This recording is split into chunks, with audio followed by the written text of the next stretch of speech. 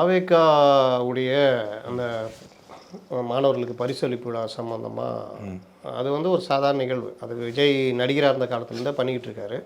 இப்போ கட்சி ஆரம்பித்தோன்னா அது கொஞ்சம் கட்சியோட மாதிரி கட்சியுடைய விழா மாதிரி நடத்திக்கிட்டு இருக்காரு. அதில் அரசியல் பேசலை. ஒரே ஒரு தடவை அந்த நீட்டு பற்றி பேசினோடனே திமுக சைடில் குதின்னு குதிச்சோன்னே பயந்து போய் பேசுகிறதே விட்டார். நம்ம என்ன சொல்கிறோம், அதெல்லாம் கூட இல்லை, இந்த மாதிரி விழாக்களை நல்லா பயன்படுத்திக்கணும், அரசியல் பேசணும் அப்படின்னு. ஆனால் அவங்க வந்து அந்த இளைய காமராஜர்னு ஒருத்தர் பேசினார். அதை வந்து விமர்சனம் பண்ணோன்னா அதுக்கும் பயந்து போய் என்னை யாரும் இப்படி பேசாதீங்க, 2026 பற்றி பேசாதீங்கன்னெலாம் விஜயே கேட்டுக்கிறாரு. அப்படிலாம் கேட்டுக்கணும்னு அவசியம் இல்லை. இன்னும் கூட நல்லா பேசலாம். இன்னும் 4 வார்த்தை எக்ஸ்ட்ரா பேசி இளைய காமராஜர், வாழும் எம்ஜிஆர் இப்படிலாம் போட்டு அடித்தா தான் எதிர் சைடில் இன்னும் கடுப்பாவாங்க. அதுதான் அரசியல்.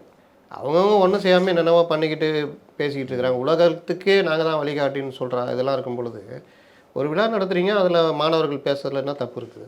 இன்னொன்று எல்லாம் அதுக்கு பட்டத்துக்கு எல்லாருமே தகுதியானவர்களா? எதை கொடுக்குறாங்க, பேசுகிறாங்க, ஜாலியாக அப்படி போய்கிட்டு அதை வச்சுட்டு ஒரு அரசியல் பண்ணலாம், தைரியமாக பண்ணலாம். ஆனால் இவங்க பேக் அடிக்கிறாங்க. அது வந்து இவர்களுடைய முதிர்ச்சியின்மை காமிக்குது. பயப்படுறாங்க.